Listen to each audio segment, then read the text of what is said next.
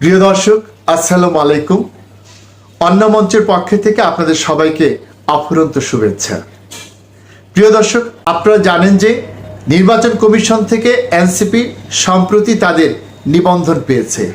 এই নিবন্ধন পাওয়ার প্রেক্ষিতে তারা যেসব কর্মসূচি গ্রহণ করেছে তার মধ্যে একটি উল্লেখযোগ্য ঘটনা ছিল এই সংক্রান্ত একটি আলোচনা সভা, এবং সেই আলোচনা সভায় এনসিপির একজন নেতা কি বলেছেন, প্রিয় দর্শক আসুন আমরা তা একটু শুনে আসি।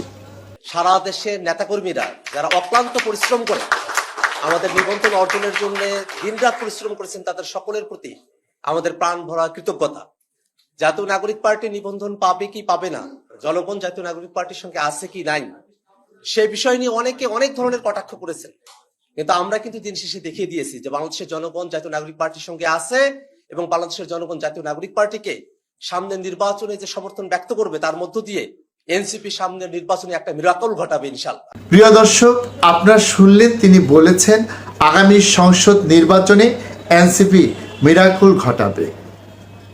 এটি আসলে আমাদের কাছে মনে হচ্ছে এক ধরনের ব্যাককলের কথা, কারণ যে এনসিপির এখন পর্যন্ত দেশের প্রতিটি উপজেলা পর্যায়ে একটি শক্তিশালী কমিটি নেই এবং সেখান থেকে নির্বাচনে দাঁড়ানোর মতো কোনো যোগ্য প্রার্থী নেই, সেই ক্ষেত্রে তারা কি ধরনের মিরাকল ঘটাবে সেটি আমরা বুঝতে পারছি না।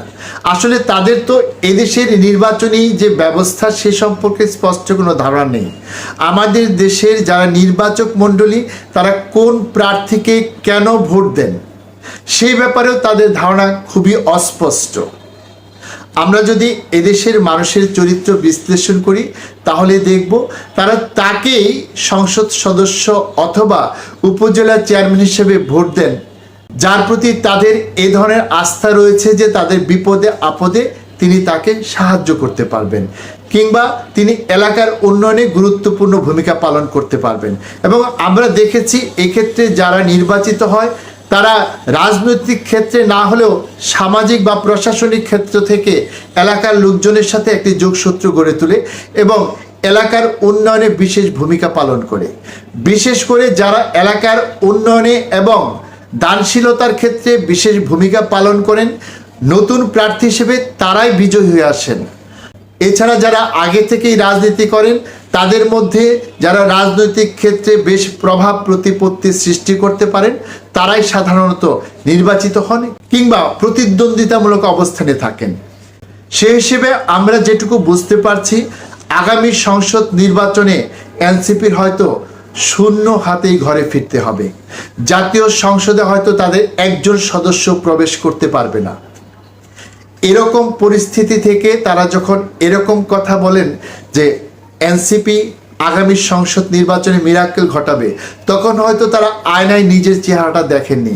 কারণ এই এনসিপি হচ্ছে সেই সংগঠন যারা 2024 সালের আন্দোলনকারীদের সকল ফসলকে একাই দখল করেছেন। তাদের এই যে দখলদারিত্ব, এই বিষয়টি হয়তো তারা বুঝতে পারছেন না।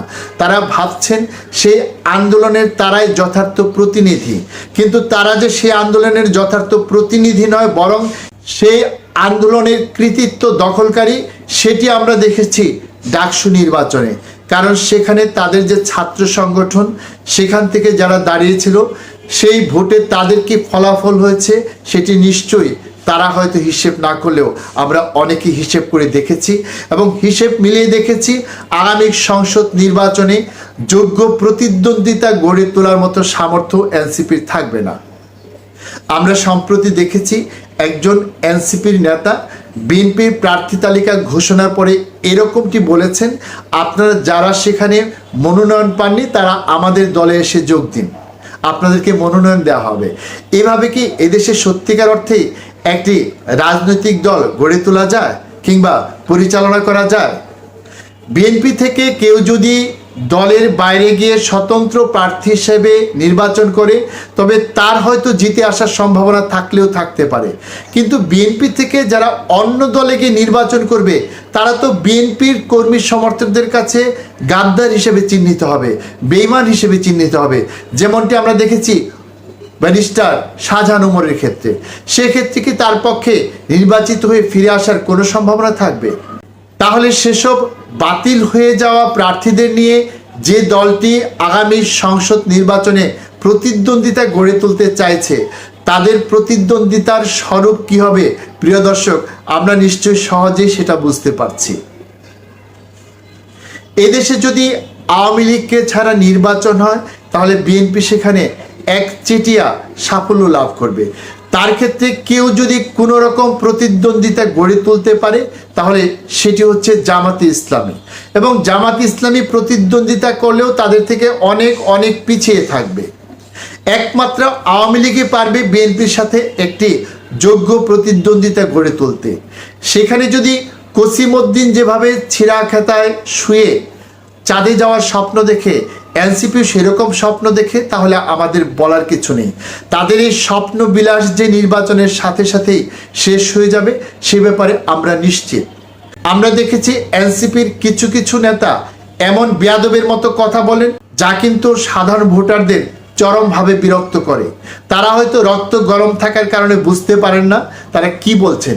বিশেষ করে বিএনপি যেরকম দলই হোক না কেন তারা কিন্তু এদেশের ঐতিহ্যবাহী একটি দল এবং একাধিকবার তারা রাষ্ট্র ক্ষমতায় এসেছে। এখন বিএনপির ভূমিকা যাই হোক না কেন তাদের অতীতের ভূমিকা কিন্তু অনেকটা ত্যাগের এবং গৌরবোজ্জ্বল। তাই সেই দলকে যেভাবে এনসিপির নেতারা তুচ্ছ তাচ্ছিল্য করছে কিংবা যে ধরনের চ্যালেঞ্জ ছুড়ে দিচ্ছে এই বিষয়টি কিন্তু এদেশে মানুষ ভালোভাবে নেয়নি। তাই আমরা আশা করি এনসিপি আগামী জাতীয় সংসদ নির্বাচনে তাদের যোগ্য জবাব পেয়ে যাবে এবং যখন দেখবে জাতীয় সংসদে পা রাখার মতো কোনো যোগ্যতা তারা অর্জন করেনি তখন হয়তো বুঝবে আসলে কত ধানে কত চাল হয়, এবং আমরা বিশ্বাস করি তখনই তাদের এই স্বপ্নবিলাসটাও টুটে যাবে। সুপ্রিয় দর্শক, আজকের মতো এখানেই শেষ করছি। আপনাদের সাথে আবারও দেখা হবে। সে পর্যন্ত আপনারা সবাই ভালো থাকুন, সুস্থ থাকুন। আল্লাহ হাফেজ।